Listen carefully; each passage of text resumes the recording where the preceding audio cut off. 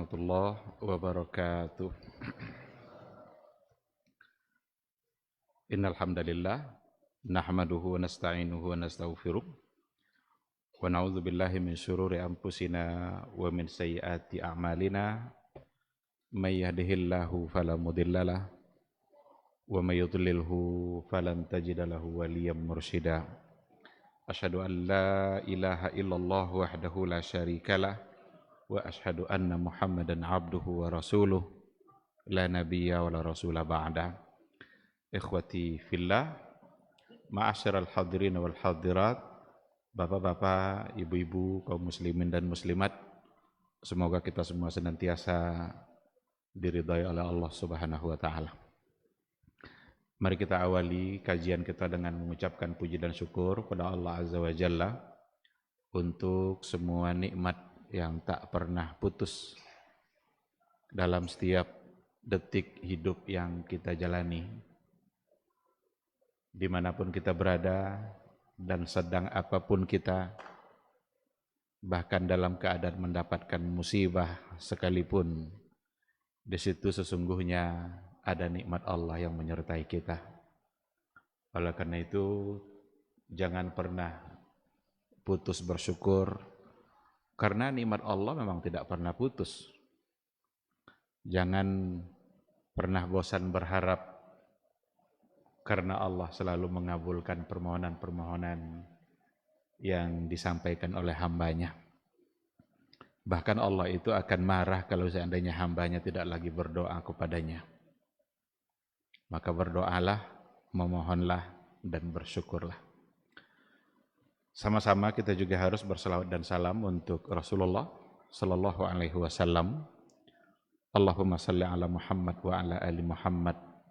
Mudah-mudahan sosok figur yang telah mengorbankan segala-galanya dalam menyampaikan risalah, hendaknya risalah itu selalu menjadi panduan dan pedoman hidup kita. Apapun yang kita laksanakan, apapun yang kita lakukan, hendaknya kita mengukur kesesuaian dan kebenarannya dengan apa yang telah diajarkan oleh Rasulullah Sallallahu Alaihi Wasallam, qaulan wa fi'lan, baik itu perkataan maupun perbuatan. Karena Rasul itu kita mesti contoh dalam berbagai hal. Ada qaulnya, ungkapan-ungkapan yang menjadi sunnah. Ada fi'ilnya, perbuatan-perbuatan yang memang menjadi sunnah. Bahkan ada takrir. Takrir itu diamnya Rasul. Diamnya Rasul itu menjadi sunnah, coba. Jangankan ketika dia berbicara atau berbuat, diam saja bisa menjadi sunnah. Maka ketika Rasul mendiamkan satu perbuatan yang dilakukan oleh sahabatnya, maka itu menjadi sunnah. Dalam diamnya Nabi itu berarti ada hukum. Nah, maka sosok yang namanya Muhammad sallallahu alaihi wasallam itu benar-benar diutus oleh Allah agar ditauladani dalam berbagai sisi. Maka tidak ada jalan keselamatan hidup ini kecuali dengan mencontoh Rasul yang diutus itu. Mudah-mudahan kita semua tetap tabah dan sabar dalam mengikuti sunnahnya. Karena akan ada tantangan-tantangan, akan berat cobaannya. Bahkan Rasul pun mengatakan, orang-orang yang berpegang di atas sunnah di akhir zaman nanti kal qabidi alal jamr, sama seperti memegang bara api. Panas dia, tapi kalau kita pegang terus, bara itu bisa padam, meskipun kita kepanasan. Dan panas menahan api, di situ ternyata ada kebahagiaan.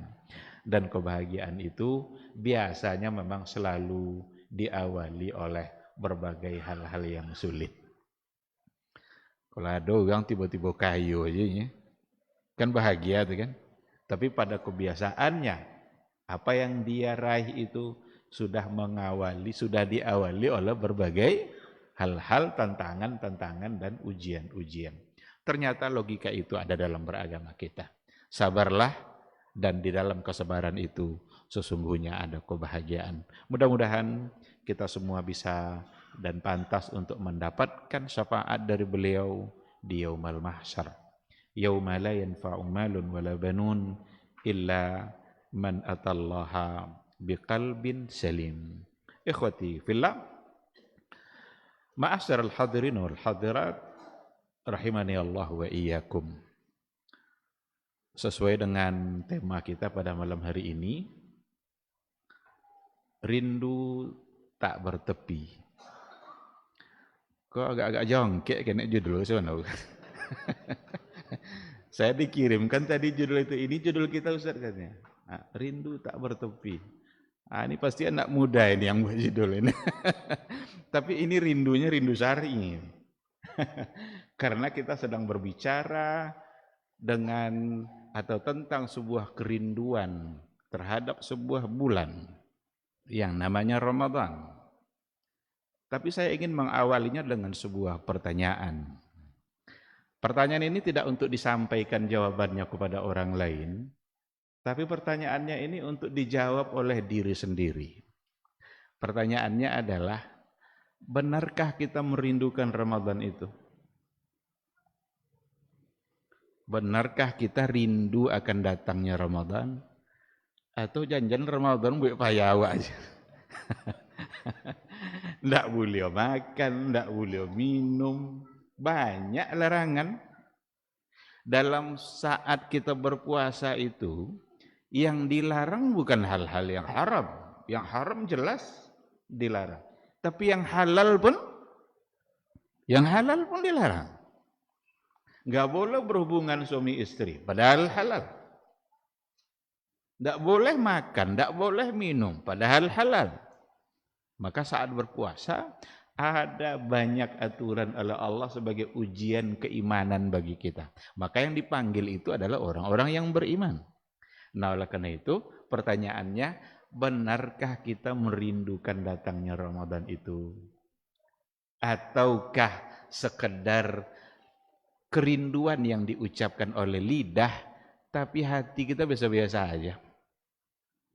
Dan jawabannya itu nanti akan berpengaruh besar terhadap keberadaan kita selama bulan Ramadan itu.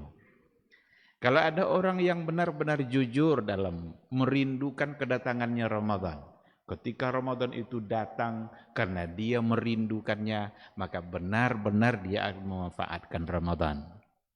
Tapi kalau ternyata hanya sekedar judul yang tertulis, hatinya sebenarnya biasa-biasa aja, enggak ada kerinduannya, datanglah, enggak lah.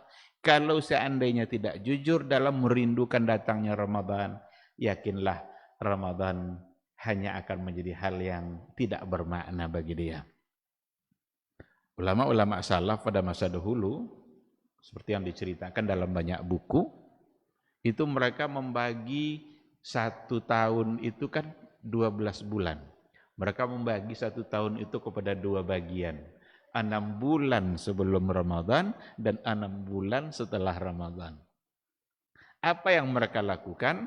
6 bulan sebelum Ramadan, doa mereka adalah, Ya Allah, sampaikan, panjangkan umur kami sampai memasuki bulan Ramadan. Itu 6 bulan sebelum Ramadan. Dan 6 bulan setelah Ramadan, apa doa mereka? Ya Allah, terimalah semua amaliyah yang telah kami kerjakan selama bulan Ramadan. 2 itulah waktu mereka dalam 1 tahun. 6 bulan sebelum Ramadan, 6 bulan sesudah Ramadan. Nampak kerinduannya. Jujur mereka merindukan datang Ramadan. Kalaulah 6 bulan menjelang datang, dia sudah mulai berdoa, rindu enggak kira-kira itu? Sangat merindukan. Dan ketika Ramadan benar-benar masuk, tidak ada detik-detik Ramadan kecuali mereka habiskan untuk mendulang pahala, mendulang kebaikan, mendulang keberkahan, mendulang keampunan Allah Subhanahu wa taala. karena memang mereka begitu merindukannya. Kalau ada seorang ayah merindukan kedatangan anaknya, atau seorang anak merindukan kedatangan ayahnya, dan ternyata anaknya itu benar-benar sudah datang. Kalau dia benar-benar merindukan anaknya, maka waktunya akan dihabiskannya untuk bersama anaknya, bersama yang dia rindukan. Tapi kalau dia tidak merindukan kedatangan anaknya, pulang-pulanglah, pergi-pergilah.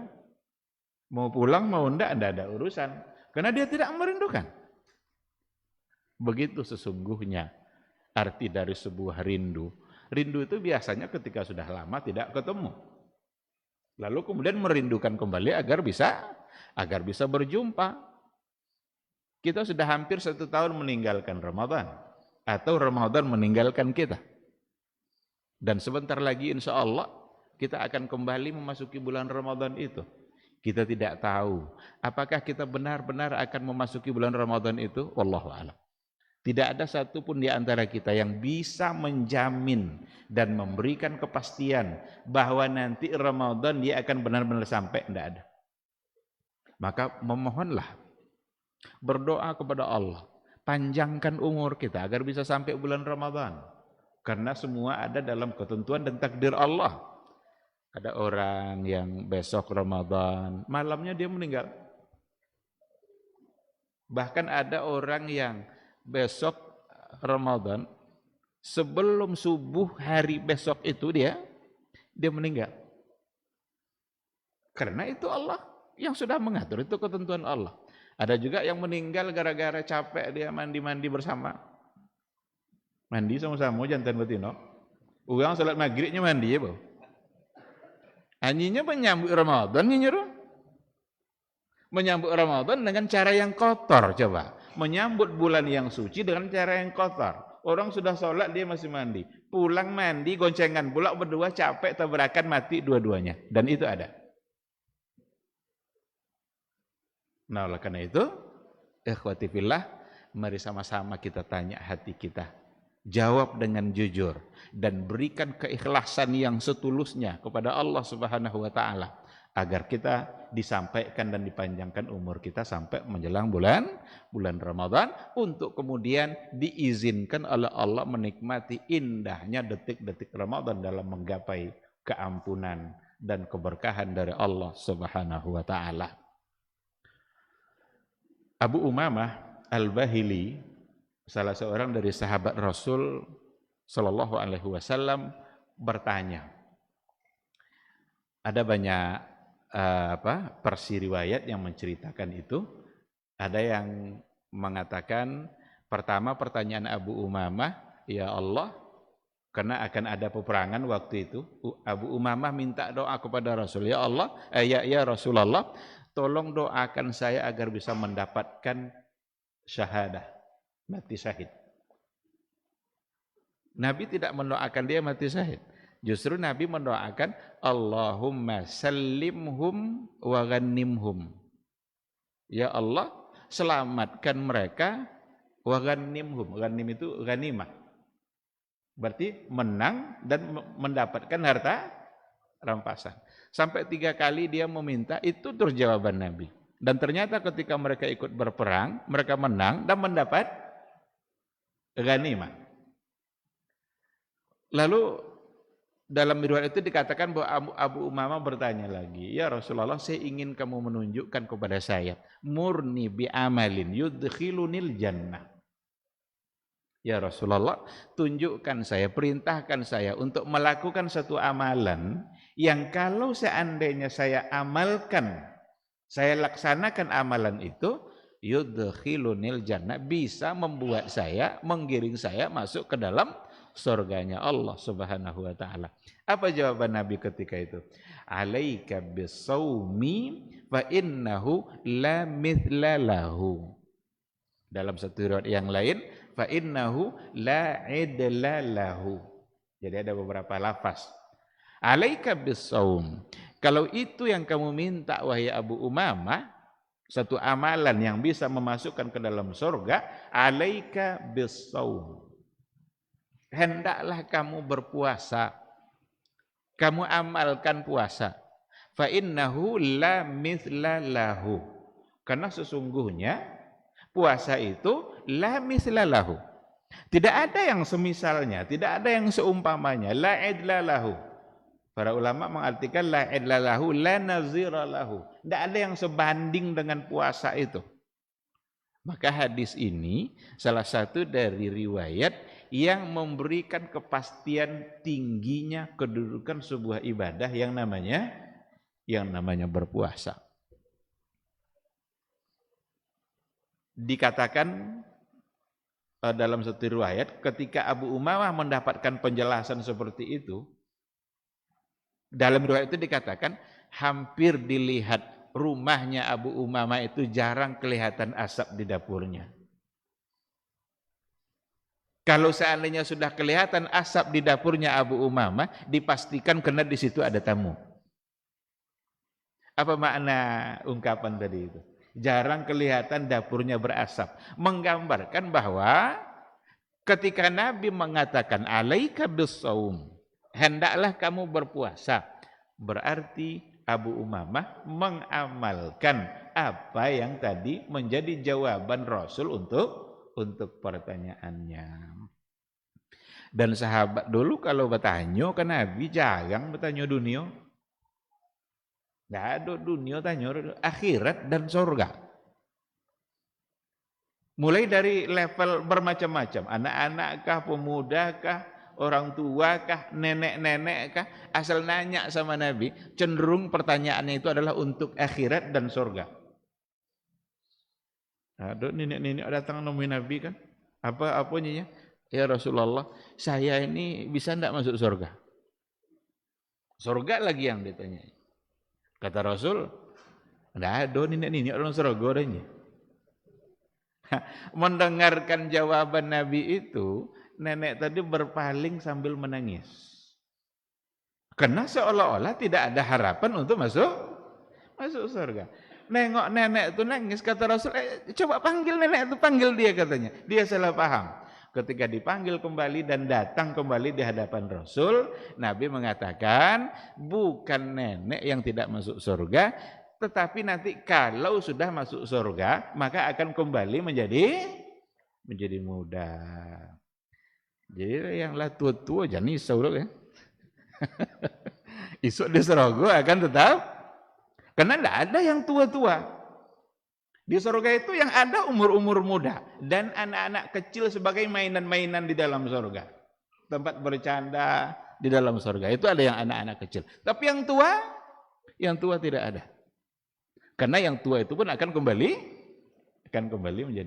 menjadi muda. Nah, termasuk Abu Umamah. Pertanyaannya, ya Rasul, tunjukkan ke saya amalan, kalau saya amalkan saya masuk surga. Kalau lah dapat jawaban dari Nabi, mungkinkah dia mengabaikan jawaban itu? Nah, disitulah datang riwayat yang tadi itu. Setelah beliau bertanya dan mendapatkan jawaban, sudah jarang terlihat asap mengepul di dapurnya Abu Umamah. Kalau seandainya ada asap, berarti di situ ada tamu. Karena kalau ada tamu, kita juga diminta untuk memuliakan tamu. Ikhwati fillah. Apa yang ada pada riwayat tadi, ketika Nabi mengatakan alaika bis-shaumi fa innahu la mithla lahu.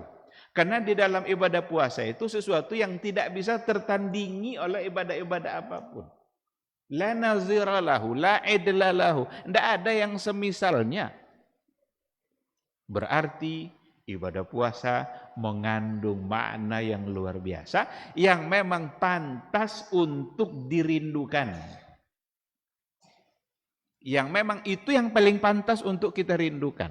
Karena biasanya kita merindukan sesuatu yang bisa memberikan kebaikan. Tidak ada orang merindukan sesuatu yang mendatangkan keburukan.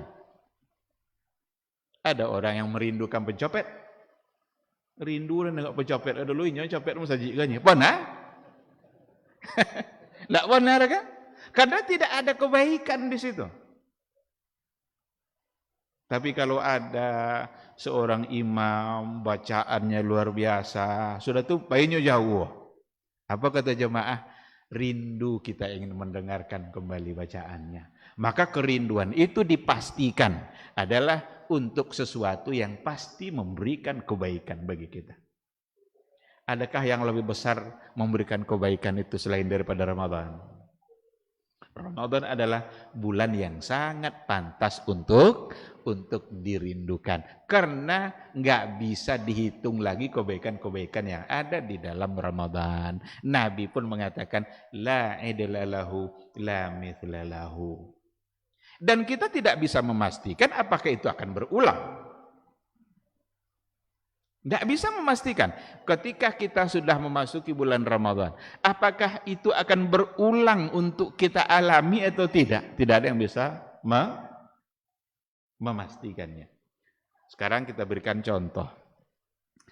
Kalau seandainya ada satu toko yang di dalam toko itu ada semua yang kita inginkan. Mau makanan, mau minuman, mau apa aja jenisnya ada. Lalu diumumkanlah, seminggu lagi di toko itu boleh masuk siapa saja dan boleh ambil apa saja. Kok contoh kan, tidak kena ada toko itu gini kan udah. Tapi kok contoh, diumumkan minggu depan hari Senin boleh masuk siapa saja dan mengambil apa saja. Kira-kira hari Senin itu ditunggu-tunggu atau tidak? Ditunggu-tunggu, pasti. Kalau lah sampai ya Senayan doh, kadang alun tiba katule lah tiba situ. Umpama buka jam 9, jam 8 lah penuh. Itu gambaran dari sebuah keinginan, kerinduan. Kenapa dia merindukan? Nya boleh ambil apa ya? Apalah jenis makanan dalam doa boleh diambil.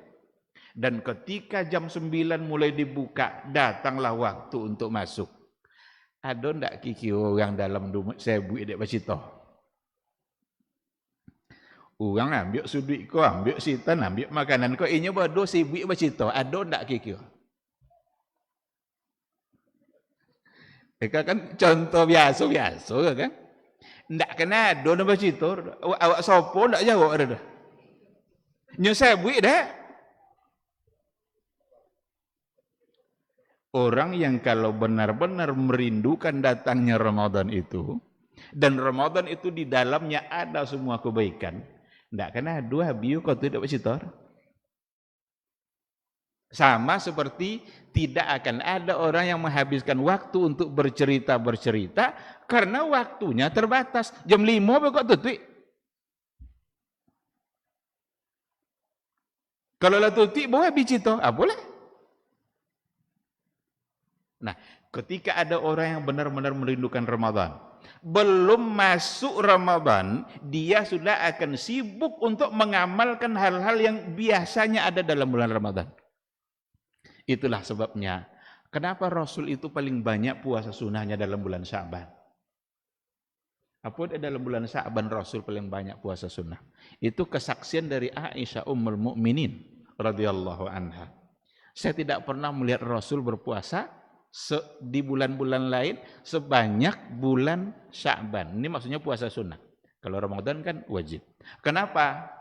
Karena Rasulullah Shallallahu Alaihi Wasallam ingin mengajarkan kepada sahabatnya agar Sya'ban ini seolah-olah sudah Ramadan. Makanya tadi jam 9 buka jam 8 lah tiba. Ndak ada datang jam 10 dah. Abi orang buka. Kalau datang jam 10, telah ambil awaknya kan. Tapi jam 7, jam 8 sudah sibuk. Menunggu dibuka pintu. Sekarang, kalau seandainya benar-benar kita berada dalam kerinduan itu, maka apa yang menjadi amaliyah, yang amal mudha'afah, pahalanya. Dari sekarang sebenarnya kita sudah memulainya. Bacaan Qur'annya, enggak mesti kita memang tiba-tiba sudah masuk Ramadan itu baru kita baca Quran. Enggak. Tapi ada semacam kerinduan. Sekarang pun sudah. Enggak mesti kita tiba-tiba dalam Ramadan itu baru berpuasa. Tapi sekarang pun sudah kita mulai. Maka Rasulullah Shallallahu Alaihi Wasallam begitu dia mengajarkan para sahabatnya, dan begitu pula lah yang akan kita ikuti. Sampai-sampai Rasul perlu memberikan batasan. Begitulah sahabat dulu itu. Karena Rasul banyak mengerjakan, mereka juga banyak mengerjakan. Sampai-sampai Rasul perlu memberikan batas. Apa batas yang diberikan oleh Nabi? La tuqaddimu Ramadan biyaumin aw yaumain. Jangan kalian berpuasa lagi kalau sudah sehari atau 2 hari menjelang masuk Ramadan. Apa dek perlu dibuat bate itu? Nyo kalau ndak nyo puasa aja. Tapi Nabi beri batas. Kalau lah sai 2 hari nanti menjelang masuk Ramadan, ndak usah puasa. Karena itu namanya yaumus syak. Kecuali, ada lagi kecualinya, untuk orang-orang yang memang sudah terbiasa berpuasa sunnah, umpamanya dia sudah terbiasa berpuasa Senin Kamis. Kebetulan Senin itu adalah sehari menjelang Ramadan. Maka bagi mereka itu dibolehkan. Baik, ikhwati fillah, sesuai dengan agenda yang disebutkan tadi, kalau sudah bunyi waktu Isya masuk, maka kita akan azan. Saya pikir tadi akan kita tutup itu. Tapi akan kita jawab dulu suara azan, dan insya Allah nanti kita sambung setelah azan. Silakan.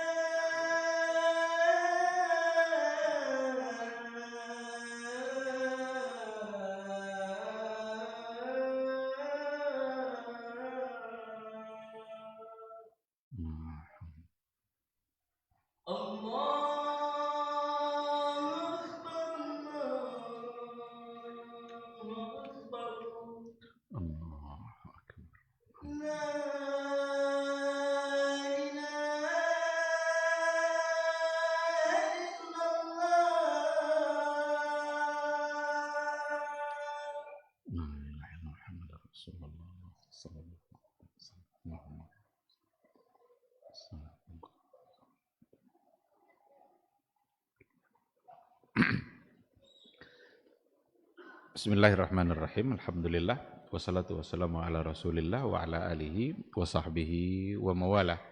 Ikhwati fillah, ma'asyiral hadirin wal hadirat, rahimani Allahu wa iyyakum. Agar Ramadan itu memang benar-benar menjadi sesuatu yang kita manfaatkan sebaik mungkin. Ada cara yang diajarkan oleh Rasulullah Sallallahu Alaihi Wasallam. Di antaranya adalah bagaimana kita memang merasa bahwa Ramadan itu akan pergi dan jangan-jangan kita tidak ketemu lagi. Ketika kita tahu sebuah kebaikan itu ada pada seseorang dan kita akan berpisah dengannya, lalu kita yakin kita tidak akan ketemu lagi, atau setidaknya kita tidak bisa memastikan apakah akan ketemu atau tidak, maka pada saat pertemuan kita dengan orang yang penuh kebaikan tadi, kita akan memanfaatkan untuk mendapatkan sebuah kebaikan atau suatu kebaikan itu dengan secara maksimal. Tengok saja pesan-pesan Rasulullah Sallallahu Alaihi Wasallam. Bagaimana pesan-pesan Nabi yang seolah-olah di situ memang menggugah perasaan sahabat, dan Nabi menggambarkan jangan-jangan setelah itu tidak ketemu lagi. Apa contoh? Ketika Rasul berceramah, berpidato di Haji Wada, ketika peristiwa Haji Wada, ada satu ungkapan yang terucap oleh Rasulullah Sallallahu Alaihi Wasallam, di mana ungkapan itu membuat sahabat ketika itu menangis. Apa kata Rasul? La'alli la alqakum ba'da 'ami hadza. Hei ma'syaral muslimin, dengarkan baik-baik. La'alli la alqakum ba'da 'ami hadza. Barangkali saya tidak lagi berjumpa dengan kalian setelah ini. Ini ungkapan ini oleh sahabat, sebuah ungkapan yang membuat mereka itu benar-benar mendengarkan apa yang sedang disampaikan oleh Rasulullah Sallallahu Alaihi Wasallam. Pernah juga Nabi menyampaikan sebuah wasiat ketika dia di hadapan para sahabat, bukan pada Haji Wada, tapi pada kesempatan yang lain. Tapi Nabi membuat suasana begitu hening dan seolah-olah akan berpisah. Maka ketika itulah Nabi mengatakan, ya Rasulullah, ka'annaha mau'izatu muwaddi'. Ini seolah-olah ini adalah mau'izah perpisahan. Fa'ausina ya Rasulullah. Maka beri kami wasiat ya Rasulullah. Karena seolah-olah ketika itu sudah merupakan wasiat perpisahan. Perpisahan kan berarti tidak ada lagi perjumpaan setelah itu. Ada lagi pesan Nabi kepada para sahabat, salli salata muwaddi'. Apa artinya itu? Salli salata muwaddi'. Salatlah kalian layaknya salat yang terakhir. Kalau seandainya Isya ini adalah sholat terakhir bagi kita, dan kita tahu bahwa itu adalah sholat yang terakhir yang kita lakukan, bagaimana kira-kira sholat kita? Ada dulu di kalangan para sahabat, pada tabi'in atau sahabat, ada orang yang sudah diancam untuk hukum mati. Tapi sebelum dia mengerjakan, menerima hukuman itu, dia minta izin dulu untuk sholat. Sama seperti Sa'id bin Jubair, itu pada masa tabi'in. Sa'id bin Jubair itu seorang tabi'in yang akhirnya mati dipenggal lehernya oleh Al-Hajjaj ibn Yusuf. Dan dia tahu dia akan dipenggal lehernya, tapi dia minta izin dulu untuk mengerjakan sholat. Dan dia tahu bahwa itu adalah sholat yang terakhir. Betapa khusyuk dia dalam mengerjakan sholat. Nah, oleh karena itu merasakan bahwa Ramadan itu sebagai Ramadan yang terakhir itu penting memang. Dan itu mudah-mudahan bisa membuat kita semakin bersemangat untuk mengambil semua manfaat yang ada dalam bulan Ramadan itu. Sehingga kerinduannya jadi terobati. Apa yang dirindukan dari dulu dan ternyata sekarang kita ketemu dengan yang dirindukan itu, maka tadi kita berikan contoh. Ketika ada seseorang yang merindukan ketemu dengan seorang yang lain, lalu ketika benar-benar ketemu dan orang yang dirindukannya itu, yakinlah waktunya habis untuk menikmati kebersamaannya dengan yang dia rindukan. Satu hal juga yang barangkali perlu ada di kita, agar tidak lewat begitu saja. Kita perlu ada target-target dan perlu merubah apa yang harus kita rubah. Target apa contohnya? Kita pernah tidak punya target? Dalam Ramadan ini kira-kira berapa kali kita mengkhatamkan Al-Quran? Ada tidak kita punya target? Atau lewat begitu saja? Adalah yang penting kita membaca Al-Quran. Tapi tidak ada target. Kalau kita buatkan target kita, karena Ramadan itu adalah bulan Al-Quran, harus ada. Sehingga nanti kita punya waktu dan selalu berupaya memanfaatkan waktu untuk mengejar target itu. Kemudian juga rubah kebiasaan-kebiasaan kita, sesuatu yang dianggap sebagai tradisi dan rutinitas harus dirubah. Sekarang bukan lagi sebagai tradisi dan rutinitas begitu saja. Ada perubahan.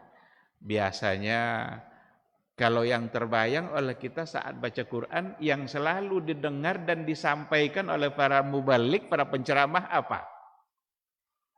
Man qara'a harfan minal Quran falahu hasanah wal hasanatu bi asyri amsalihha walam aqul alif lam mim harfun walakin alif harf walam harf wa mim harf. Barang siapa yang membaca satu huruf dari Al-Quran, maka ia mendapatkan satu kebaikan, wal hasanatu bi asyri amsalihha, dan yang satu itu akan dilipat gandakan menjadi 10. Maka selalu saja yang ada di hati kita, kalau baca Quran satu huruf 10 kebaikan. Betul itu, ada hadisnya. Tetapi membaca Al-Quran itu bukan hanya untuk pahala satu huruf lalu menjadi 10 itu. Apa yang harus kita dapatkan dari Al-Quranul Karim selain daripada yang tadi itu? Sehingga apa yang kita harapkan dari Allah lebih banyak, tidak hanya sekedar pahala yang berkelipatan satu huruf menjadi 10. Lalu kalau dihitung, alhamdulillahirabbil alamin, berapa pahalanya itu? Dan benar ada hadisnya, sahih, tidak salah kalau kita lakukan itu. Tetapi harus kita lebih dari itu. Apa yang akan kita dapatkan dengan bacaan Al-Quranul Karim? Ikhlaskan diri kita kepada Allah, untuk Allah Subhanahu wa ta'ala. Karena ada juga kadang kecenderungan yang sudah mulai menyimpang pada masa sekarang terhadap Al-Quran. Ada kadang orang yang memaksa anaknya untuk hafal Quran hanya ingin sekedar ikut hafiz cilik. Bayangkan. Nak kamu hafal Al-Quran itu baik-baik, nanti bisa ikut hafiz cilik. Apakah kita inginkan dari tarawih itu? Apakah hanya sekedar rutinitas begitu saja? Malu senang kalau ndak pergi ke masjid, orang pergi saudara ndak. Berarti rutinitas. Kalau sekedar rutinitas seperti itu, rugi kita di dalam beribadah. Jangan-jangan Allah tidak terima. Ingat sebuah hadis dari Rasulullah sallallahu alaihi wasallam, man qama ramadhana imanan wa ihtisaban, ghufira lahu ma taqaddama min dzambi. Ada 3 riwayat. Pertama, man sama ramadhana. Yang kedua, man qama ramadhana. Bahkan ada yang ketiga, man qama lailatal qadri imanan wa ihtisaban. Ujungnya sama. Ghufira lahu ma taqaddama min dzambih. Barang siapa yang sama itu di siang hari. Man qama, barang siapa yang menghidupkan malam Ramadan. Berarti qama di malam hari. sama siang hari, qama di malam hari. Maka man qama Ramadan itu sesungguhnya artinya bukan hanya salat. Karena arti di situ adalah barang siapa yang mendirikan atau menghidupkan malam Ramadan. Ibadah malam Ramadan apakah hanya salat? Enggak. Ada banyak ibadah-ibadah yang lain. Kita rakaat salat kita terbatas. Ada yang 8, ada yang 20. Kadang bantah-bantah lo begitu. 8 sama 20 aja. Itu hanya segitu. Tapi kalau selesai itu, habiskah masa untuk qama Ramadan? Enggak. Karena ada banyak ibadah yang lain. Ada baca Quran, ada zikir. Zikir itu dianjurkan oleh Rasulullah agar lidah kita jangan pernah basah dari berzikir mengingat Allah Subhanahu wa taala. Itu semua adalah bentuk dari man qama Ramadan. Bahkan ada di antara ulama yang memperbincangkan, mempertanyakan. Pertanyaannya begini, mana yang lebih banyak? Jumlah bacaan ayat Quran yang dibacakah atau jumlah rakaat? Ada orang mungkin dia malamnya cuma 2 rakaat, tetapi 2 rakaat itu 3 juz dia baca dalam 2 rakaat itu. Ataukah 20 rakaat, tapi setiap rakaat Al-Ikhlas terus ayat yang rakaat keduanya. Banyak rakaatkah atau bacaan Qur'annya? Itu dibicarakan oleh para ulama. Kita tidak sedang mentarjih itu, tapi yang jelas sholatkah, baca Qur'ankah, zikirkah, itu semua bagian dari qama. Jadi man qama Ramadan, siapa yang menghidupkan malam Ramadan, imanan wa ihtisaban, ghufira lahu ma taqaddama min dzambi, diampuni dosa-dosanya yang telah berlalu. Kebahagiaan yang sesungguhnya itu adalah ketika dosa-dosa kita diampuni oleh Allah Subhanahu wa taala. Ndak ada awak ono sekenek dosa. Duonya kemungkinannya banyak sekali. Dua tuh ajanya. Oh tuh sepulan tuh ustaz cenderung kenek dosa. Ah lu tentulah. Entah banyak lah dosa ustaz 2 kali pada yang lain. Ini saya menyampaikan ini kalau seandainya hanya sekedar ucapan bisa menjadi dosa. Kalau sekedar atau janjian yang menyampaikan itu pula yang dahulu melanggar. Yang beruto nangnya, ini berutosan. Jadi kita hanya antara 2 saja dosa kita. Banyak dan banyak sekali. Sekarang diberikan peluang oleh Allah Subhanahu wa taala agar dosa-dosa kita itu terampuni. Maka kebahagiaan yang sesungguhnya adalah ketika dosa-dosa diampuni. Dan ini salah satu cara oleh Allah. Jadi Allah itu ingin kita bersih dari dosa. Allah itu tahu dia kalau hambanya itu banyak dosa. Maka Allah buatlah, Allah berilah peluang-peluang agar terampuni dosa-dosa itu. Maka Ramadan itu banyak detik-detik Ramadan yang sesungguhnya kita kalau pahami baik-baik, detik-detik itu semuanya berbuah keampunan dari Allah Subhanahu wa taala. Apa contohnya? Mungkin kalau di luar Ramadan, mungkin, mudah-mudahan kita tidak masuk. Kita agak sulit untuk bangun sebelum azan subuh. Al-azan juga ibu bangun. Kadang lah qamat, atau lah nak sudah subuh ibu jago. Tetapi di dalam Ramadan kita dipaksa oleh Allah untuk bangun sebelum subuh. Karena itu waktu sahur. Dan Al-Quran mengatakan apa? Wabil asharihum yastaghfirun. Dan di waktu sahur mereka beristighfar. Sahur itu bukan istilah untuk makan. Sahur itu istilah untuk penggalan waktu. Penggalan waktu menjelang masuk waktu subuh. Habis. Lah bunyi.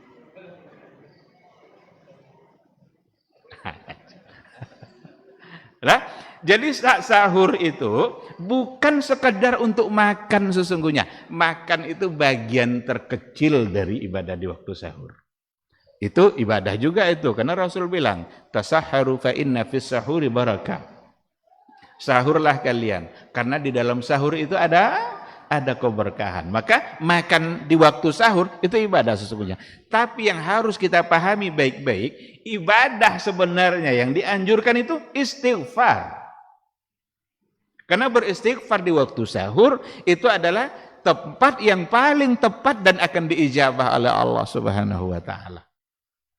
Wa bil asharihum yastaghfirun.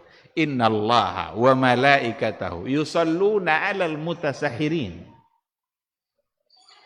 Maka sahur itu, atau kalau kita puasa lalu kita awali dengan sahur, maka itu sesungguhnya adalah sababun, sebagai sebab untuk mendapatkan doa dari Allah dan dari para malaikat. Karena innallaha wa malaikatahu yusalluna 'alal mutasahhirin.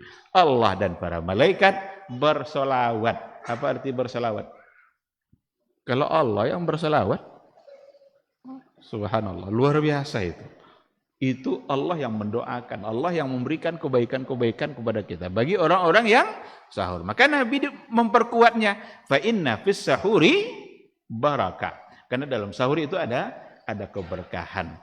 Itu belum lagi waktu yang lain, baru satu contoh waktu. Yang mana di waktu itu adalah tempat di mana doa diijabah. Apalagi akan berbuka. Saat kita akan berbuka itu adalah waktu di mana juga diijabah. Waktu di mana afdal kita untuk berdoa. Mintalah kepada Allah, minta keampunan, minta rezeki. Bolehkah kita minta dunia kepada Allah? Boleh, karena yang punya dunia Allah. Tapi jangan sampai dunia yang diberikan oleh Allah melupakan kita kepada yang memberi. Boleh kita dapatkan dunia kita. Cuma dunia yang kita dapatkan harus semakin memperkuat kedekatan kita kepada Dia yang memberikan nikmat itu. Maka itu diantaranya. Hati-hati kita. Kadang habis kita waktu kita justru untuk mencari perbukaan. Belum balik ada yang mencari perbukaan oleh kecuali setengah menit menjelang azan maghrib. Abi ya tidak menjai. Apa boleh ke saudara? Kasih tidak tolok makan lah. Minum ayu putih sekolah minum lagi ikut sekene. Tidak bisa nambah sudah itu. Tetapi begitulah dihiasi oleh syaitan. Atau ada yang istilahnya apa itu? Yang main-main menjelang berbuka itu apa namanya? Ngabuburit. Ngabuburit. Ini luar biasa, ini rusaknya kita dibuat oleh acara ngabuburit itu. Kadang kalau kita buka juga kadang acara-acara televisi itu ada lawak-lawaknya menjelang buka dan menjelang sahur. Diisi dengan lawak. Kalau seandainya benar-benar kita merindukan Ramadan, itu semua akan bisa kita abaikan. Kalau benar-benar merindukannya. Karena orang yang merindukan itu sekali lagi akan benar-benar memanfaatkan kebaikan yang ada pada yang dirindukannya.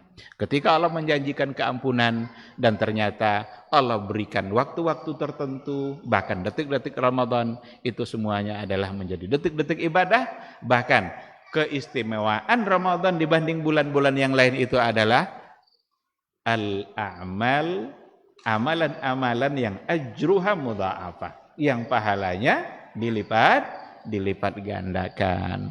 Bahkan Allah mengatakan dalam sebuah hadis qudsi yang dikatakan oleh Rasulullah SAW, as-siyamu li wa ana ajzi bihi. Rasul bilang begini, kullu amali bani Adam lahu illa as-siyam, illa as-saum. As-siyamu li wa ana ajzi bihi. Semua amal anak Adam itu lahu illa as-saum, kecuali puasa. Puasa adalah untuk saya. Apakah amal yang lain bukan Allah yang memberikan balasan? Allah juga yang memberikan balasan. Lalu apa arti ana ajzi bihi tadi? Saya yang membalas. Artinya adalah bahwa pahala puasa itu di luar kelipatan-kelipatan pahala pada amal-amal yang lain tadi. Kalau amal yang lain kan satu kebaikan bisa menjadi 10. Tapi untuk puasa, satu kebaikan puasa itu tidak dilipatkan dilipat gandakan menjadi 10, tapi hanya Allah yang tahu. Hanya Allah yang tahu. Innama yuwaffas sabiruna ajrahum bighairi hisab. Sesungguhnya disempurnakan pahala as-sabirun.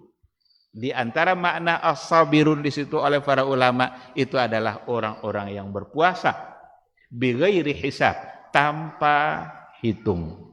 Tidak dalam hitungan kita. Itu semua ada dalam hitungan Allah. Bighairi hisab. Kita nggak bisa menghitungnya. Hanya Allah yang menentukan berapa yang pantas untuk diberikan. Maka Rasul juga mengatakan, ini perlu perhatikan baik-baik. Ada orang yang berpuasa, tapi ternyata dia tidak mendapatkan apa-apa kecuali menahan lapar dan haus. Kam min sa'imin laisa lahu min siyamihi illal ju' wal 'atash. Berapa banyak orang berpuasa tapi dia tidak mendapatkan apa-apa selain daripada menahan lapar dan haus saja. Ikhwati fillah, oleh karena itu mari sama-sama kita jujur dalam merindukan datangnya Ramadan, dan mari sama-sama kita benar-benar memanfaatkan kebaikan Ramadan dan berbicara tentang kebaikan Ramadan. Tentu saja perbincangan dan pembicaraan yang akan sangat panjang karena begitu luasnya makna Ramadan yang ada. Kita akan sisakan waktu untuk bertanya jawab atau silakan.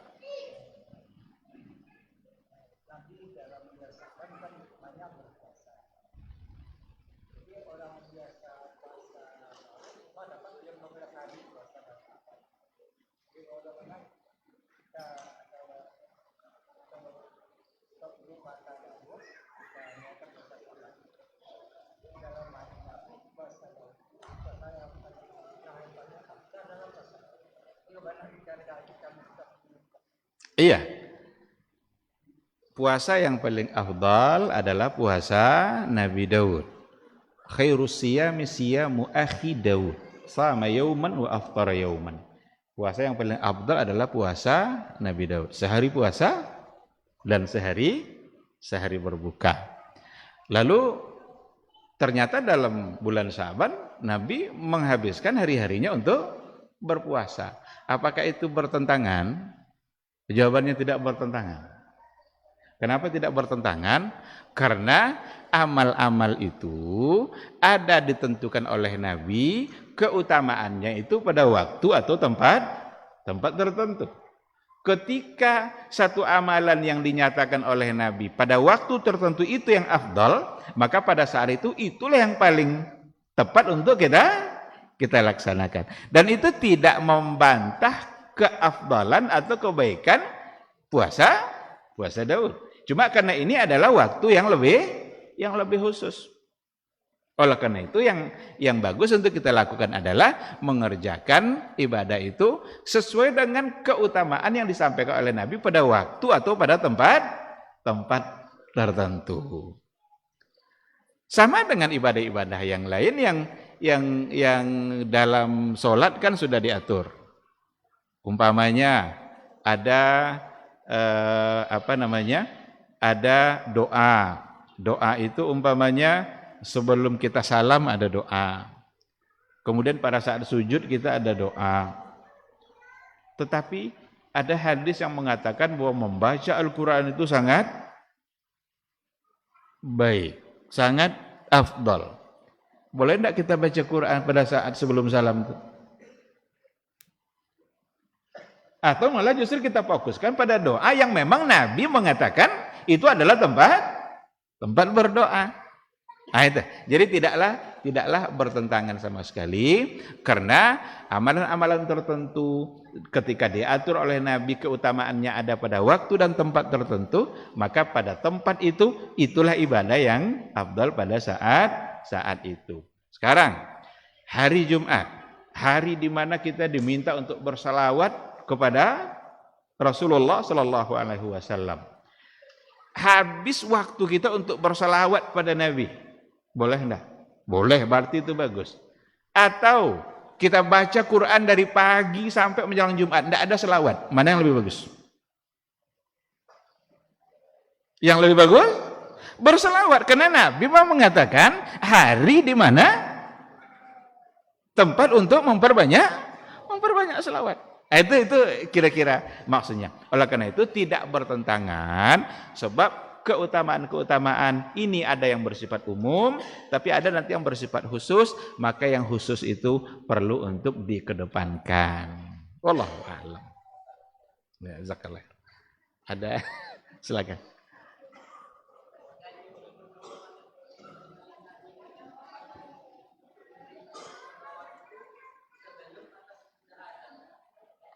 Apa coba?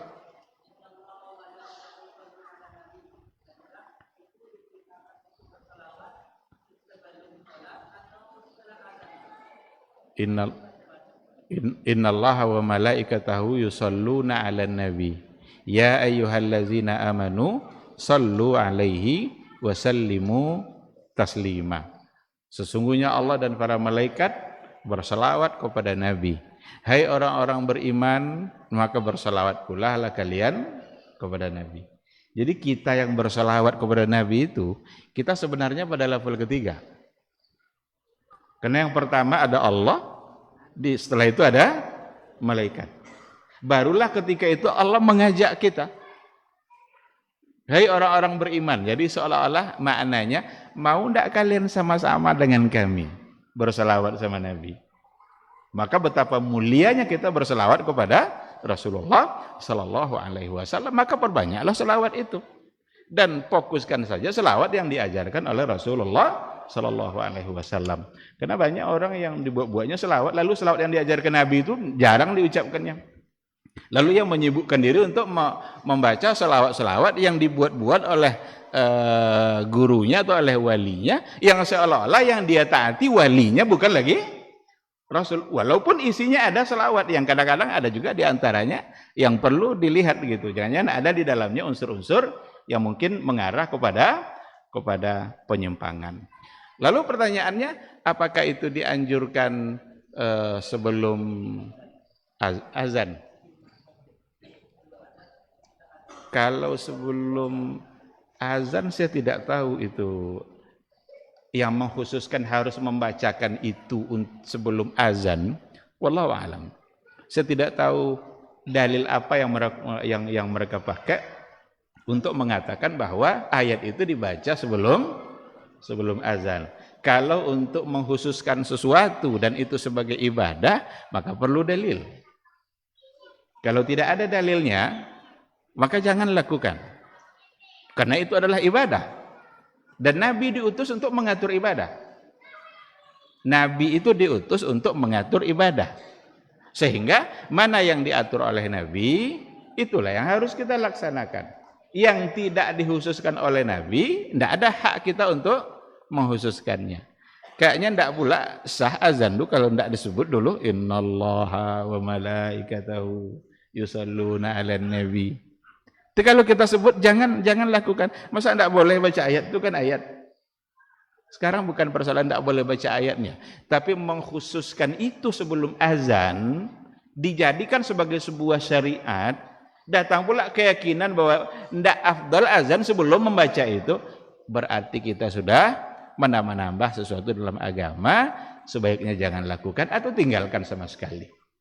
Karena kita khawatir jangan-jangan kita tidak mendapatkan pahala, tapi justru yang dapat adalah dosa. Jadi tidak sebelum dan tidak sesudah. Tapi ayat itu isinya adalah anjuran agar kita berselawat kepada Rasulullah Sallallahu Alaihi Wasallam, sebagaimana Allah dan Rasul juga berselawat. Jadi kita diajak untuk bersama-sama dengan Allah dan para malaikat melantunkan selawat untuk Rasulullah Sallallahu Alaihi Wasallam. Wallahu subhanahu wa ta'ala a'lam. Barangkali kalau mungkin ada pertanyaan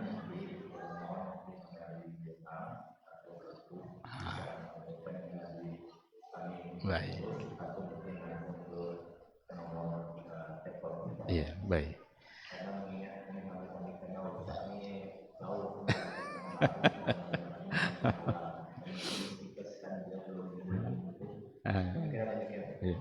Alhamdulillah, alhamdulillah. Jadi sesuai dengan yang diarahkan. Dan itu saya sangat setuju sekali. Tadi memang siang itu agak terasa, karena tadi saya memulai belajar offline. Biasa kan daring di rumah kan. Tadi offline, datang ke kampus. Pulang dari kampus agak terasa, tapi tidak mungkin rasanya untuk dibatalkan. Akhirnya saya buat istirahat. Bahkan sebelum berangkat tadi saya coba minum obat-obat yang perlu diminum. Alhamdulillah ketemu dengan wajah-wajah baik ini, justru saya semakin baik. Alhamdulillah. Mohon doanya terus, mudah-mudahan kita semua selalu dilindungi oleh Allah, selalu diberikan kesehatan, dan selalu diberikan semangat untuk mengamalkan dan mengambil peluang-peluang